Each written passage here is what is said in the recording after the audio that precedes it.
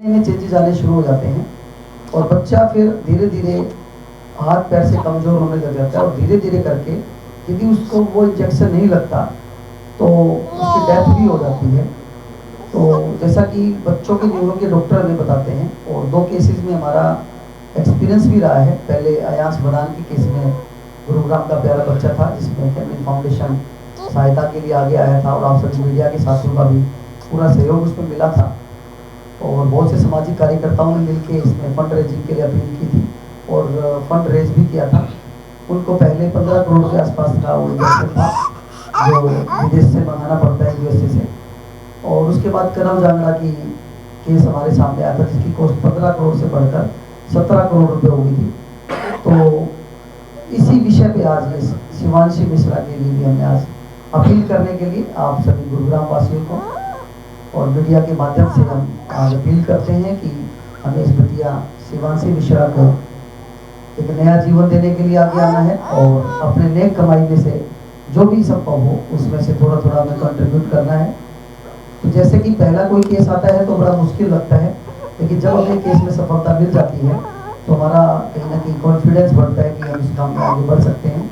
कनव जांगड़ा के मैटर में भी ऐसा ही हुआ था। हमने शुरुआत की और करीब 4 महीने के अंदर अंदर बहुत सारे ऐसे चैनल्स, सेलिब्रिटीज़, इनको हमने पत्र भी लिखे, हमने एमपीज़ को, प्रधानमंत्री जी को भी हमने पत्र लिखे कैमिल फाउंडेशन के माध्यम से। तो उस तरीके से हम उसमें भी सफलता पाने में हासिल हुए और मुझे ऐसा भरोसा है माँ शीतला की कृपा कैमिल फाउंडेशन पे भी है और एक अपील हम आज आपके माध्यम से कर रहे हैं तो निश्चित तौर पे बहुत जल्दी हमें शिवांशी मिश्रा के केस में भी सफलता मिलेगी, ऐसे मुझे उम्मीद और विश्वास है। देखिए, इसके बारे में वैसे विस्तार से जानकारी हमारे डॉक्टर साहिबान देते हैं, लेकिन एक ही फेस में इंजेक्शन लगता है और वो इंजेक्शन सरकार द्वारा उस पर जो टैक्सेस फ्री करके मंगवाया जाता है उसमें गवर्नमेंट ऑफ इंडिया का भी बड़ा योगदान रहता है। बट ये इंजेक्शन स्पेशली डेवलप्ड है और वो यूएसए से इंपोर्ट किया जाता है। इस तरीके से सारी है। अभी आकाश मिश्रा जी भी आपको बताएंगे कि एम्स हॉस्पिटल के डॉक्टर्स ने भी इसमें अपनी एक्नॉलेजमेंट दी है और उन्होंने पूरी एक समरी बनाकर आगे इसको प्रोसीड किया है। अब बस शुरुआत है या कोशिश है पैसा इकट्ठा करने की।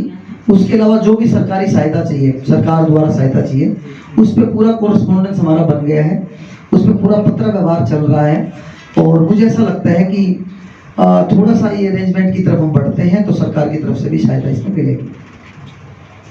आप के केसेस में आपने सेलिब्रिटीज हो गए, मिनिस्टर्स हो गए, एमएलएज हो गए, इनके पास अपील की थी, अभी कहीं और भी किया आपने इस तरह से? हम शुरुआत आपसे ही करते हैं और जब तक मीडिया ऑथेंटिसिटी नहीं मिलती किसी भी केस को तब तक हम उस चीज़ को आगे नहीं बढ़ा सकते। और आप सभी मीडिया के साथियों का भरपूर प्यार कैमिल फाउंडेशन और इस तरह के केसेस में रहा है। सबसे बड़ी बात होती है विश्वास। अभी 4 दिन पहले ही आकाश मिश्रा जी मेरे से मिले थे तो उन्होंने कहा जी क्या आप ऐसा कर सकते हैं। देखिए, मानवता के नाते, ह्यूमैनिटी के नाते हमें इस तरह के केसेस में आगे आना चाहिए। वैसे किसी भी तरह का पैसा इकट्ठा करना कैमिल फाउंडेशन का मकसद या कोई ऐसा कार्य नहीं किया हमने। कैमिल फाउंडेशन के लिए भी हमने फंड की कभी अपील नहीं की, लेकिन हम इस तरह के जो स्पेशल केस आते हैं जिसका अकाउंट अलग होता है उसी अकाउंट में पैसे आते हैं, कैमिल के अकाउंट में पैसे नहीं आते, ना किसी तरह का कमीशन कैमिल फाउंडेशन लेता है। हम एक मानवता के नाते और एक ह्यूमैनिटी के नाते हम अपील करते हैं और उस अपील की आज पहली शुरुआत आपसे हुई है। जब कभी भी मीडिया कवरेज बनती है, न्यूज़ की खबर बनती है, अखबार में खबर आती है, न्यूज़ चैनल पे खबर चलती है, उसके बाद वो केस ऑथेंटिक हो जाता है। उसके बाद ही फिर हम किसी भी तरह का पत्र व्यवहार हम किसी भी तरह मिनिस्टर, सेलिब्रिटीज़, क्रिकेटर्स, जितने भी महान विभूतियाँ हमारी गणमान्य व्यक्ति हैं उन तक हम आगे प्रोसीड करते हैं। अब तो एक तरह का प्रोसेस बन गया है कि किस प्रोसेस पे हमें चलना है, तो इसकी शुरुआत हम आज आपसे कर रहे हैं और आज मैं आपसे भी निवेदन करता हूं कि इसको एक अच्छी खबर बना के हम आम जन तक, पब्लिक तक पहुंचाने का हम कष्ट करें, तो जिससे ये एक आवाज़ बने और हम शिवांशी मिश्रा को नया जीवन दिलवाने में अपनी एक सकारात्मक भूमिका अदा कर पाएँ।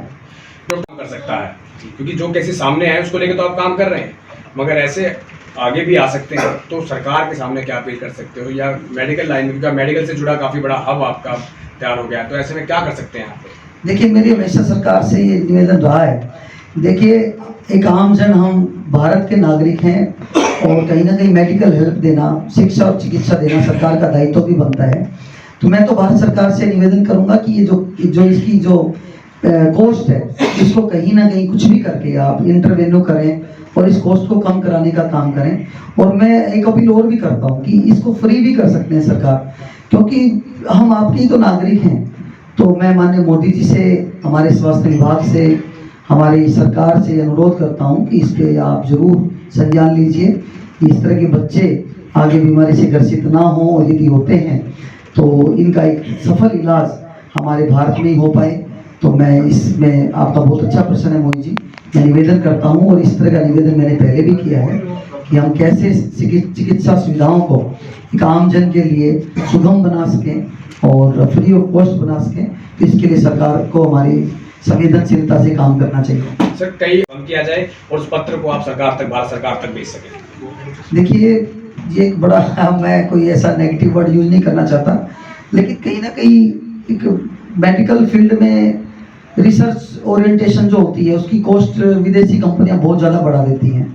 तो निश्चित तौर पे एक अभियान चलना चाहिए, एक कहीं ना कहीं क्रांतिकारी हमारा एक मुहिम चलनी चाहिए कि इसकी कॉस्ट हमारी कम होनी चाहिए। सर, आपने जो मुहिम चलाई वो सब सक्सेसफुल रही है अब तक, तो खैर मुझे लगता है कि शायद ये भी आप कर पाएंगे। अब जिस तरीके से ये तीसरा केस सामने आया, तो निश्चित तौर पे कैनविन फाउंडेशन इसके बारे में सोचेगा, क्योंकि जब पहला केस आया तो हमने मान लिया चलो बीमारी कम है और इस पर हम काम करें, चलो कोई नहीं, हमने फंड रेजिंग की। लेकिन फंड रेज करना मुझे लगता है कि एक तरह का कोई समाधान नहीं है। हमें इसकी कॉस्ट कम करवाना और सरकार से अपील करना कि इसको कहीं ना कहीं फ्री ऑफ कॉस्ट किया जाए या मिनिमम कॉस्ट पे लाया जाए।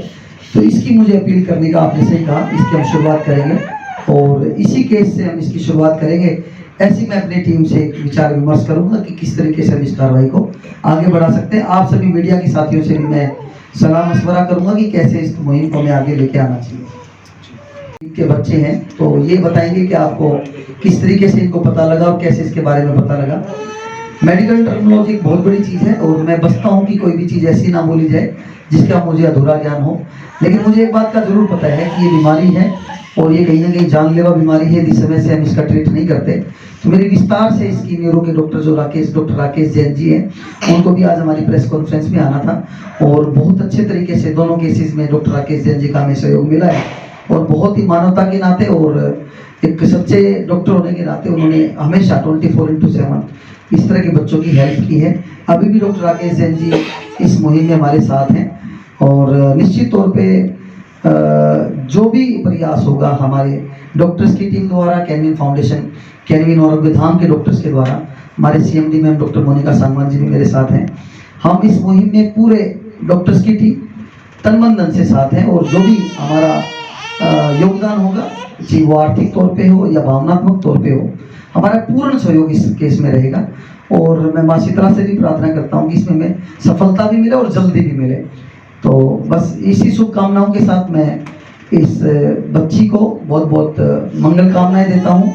ना केवल ये स्वस्थ हो और आने वाले समय में ये देश का नाम रोशन करे और किसी भी एक फील्ड में जाके देश की सेवा भी करे। मिश्रा, सबसे पहले तो मैं DP Goyal sir, Canwin foundation और आप सबका बहुत बहुत धन्यवाद देता हूँ कि आप लोग आगे आए और मेरी बच्ची की गुहार सुन रहे हैं।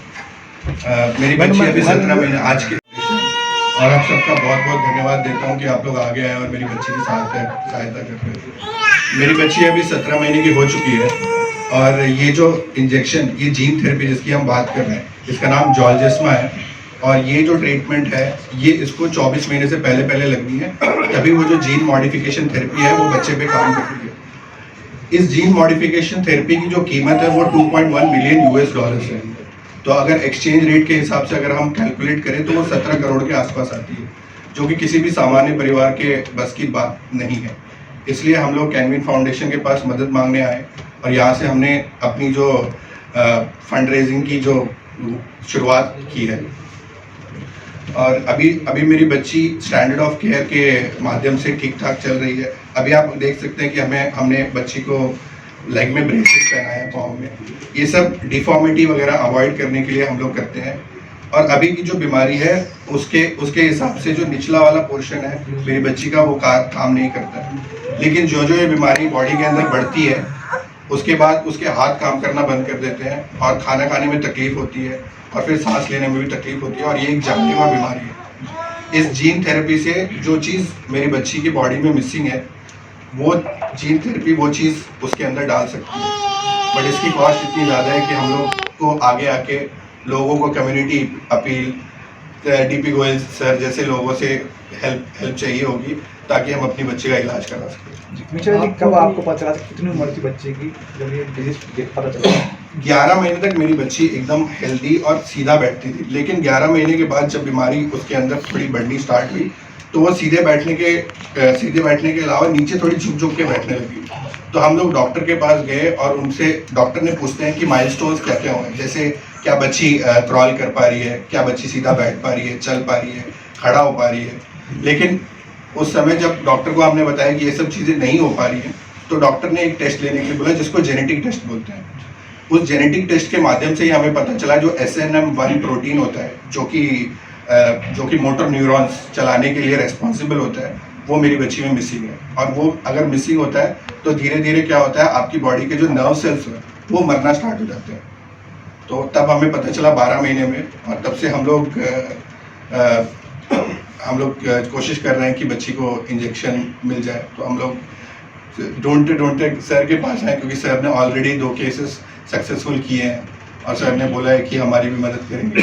और आप लोगों के माध्यम से, क्योंकि आप लोग एक ऐसी पावर है इंडिया के अंदर जो आप छोटी से छोटी चीज़ या बड़ी से बड़ी चीज़ लोगों तक, सेलिब्रिटीज़ तक, पॉलिटिशियंस तक, जो हमारे देश की सरकार है, माननीय प्रधानमंत्री नरेंद्र मोदी जी तक पहुँचा सकते हैं। हॉस्पिटल में दिखाया है डॉक्टर शेफाली गुलाटी के क्लिनिक में, वो वहाँ की न्यूरो स्पेशलिस्ट है।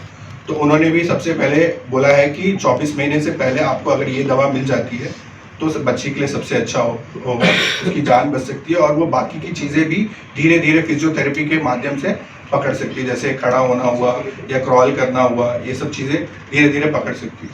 तो नेशनल पॉलिसी जो है रेयर डिसीजेस की, और मैं एक और चीज़ बताना चाहता हूँ कि ये जो बीमारी है ये 10,000 में किसी एक बच्चे को होती है, ये बहुत ही रेयर बीमारी है। तो जैसा डीपी गोयल सर पहले बता रहे थे कि अगर हम गवर्नमेंट को बोले कि इसकी कॉस्टिंग कम करें या फिर इसकी कॉस्टिंग फ्री करें, तो ये बच्चों के लिए एक बहुत ही अच्छी चीज़ हो जाएगी, क्योंकि ये बीमारी इतनी ज़्यादा सबको नहीं हो रही है। 10,000 में एक बच्चे हैं। अभी आपने रिसेंटली बस 3 केसेस देखे हैं इसके, और जितने भी रजिस्टर्ड केसेस है एम्स में 1200 बच्चे जिनको अलग अलग टाइप की ये बीमारी है, जिसमें से कुछ 100 बच्चे हैं जिनको ये ट्रीटमेंट चाहिए होगी। तो अगर उस कंपनी से सरकार थोड़ा नेगोशिएट करे तो हमारी बच्ची को भी, हमारी 7 बच्चियों को इंजेक्शन लग सकता है। और मैं तो यही चाहूँगा कि आप लोग सब हमारी ये आवाज़ सब तक पहुँचाएं। 40 साल 45 साल से मैं पेडियाट्रिशियन दिल्ली में रहा हूँ। डॉक्टर गंगाराम में डॉक्टर वर्मा जेनेटिक के बहुत ही अहम डॉक्टर रहे हैं। जैसे ये है, ऐसे और भी बहुत सारी बीमारियां हैं। जैसे आपके बच्चे को SMA है, स्पाइनल मस्कुलर एट्रोफी, पीछे नर्व्स होती हैं, सेल्स होते हैं, दे स्टार्ट डीजनरेटिंग, तो उनका इफेक्ट होना बॉडी पे, फिर वो एक डिस्ट्रॉफी होती है, स्पाइनल मस्कुलर डिस्ट्रॉफी, सिर्फ मेल्स में होती है। उसका भी वो बहुत सारे बच्चे हैं हमारे देश में, और उसका इलाज पिछले 40 साल से ट्राई कर रहे हैं, स्टेम सेल्स दे रहे हैं। मैं देखिए इनके जज्बात और इनकी, मैं थोड़ा सा लार्जर इशू की बात करना चाहूँगा, अगर गोयल साहब मुझे अलाउ करें। गोयल साहब का मिशन है, बट इनका मिशन आपको पता है कि इनका मिशन है अफोर्डेबल गुड ट्रीटमेंट। इनका जो मिशन है, we have a very important part, affordable best treatment. This is his mission. As far as our parents are concerned, child is concerned, when it is your own child, you will go anyway to any extent. To that extent कि लोग अपना liver भी देते हैं, kidney भी देते हैं, and but the larger issue is this कि इस amount which आप जितना भी रियलाइज करें, जितना भी कोई रियलाइज करेगा, जिस तरह से भी कोई कर सकेगा, कोई ऐसा मॉडल आपने कहा है ऐसे शायद 2 केसेस, ऐसा मॉडल मैंने अभी हमारे सामने एक और ऐसी सिचुएशन थी, बच्चे को मैं आपको शेयर भी करा दूंगा। That now question is that where to draw a line.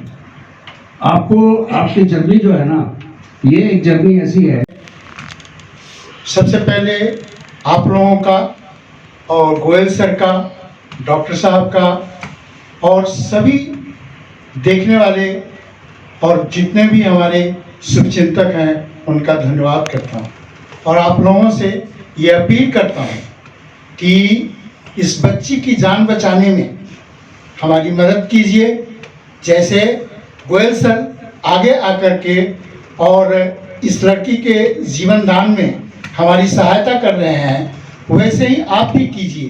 कोई भी योगदान छोटा या बड़ा नहीं होता। आप छोटा या बड़ा मत सोचिए, आगे आइए और इस बच्ची की जान बचाने में हमारी मदद कीजिए।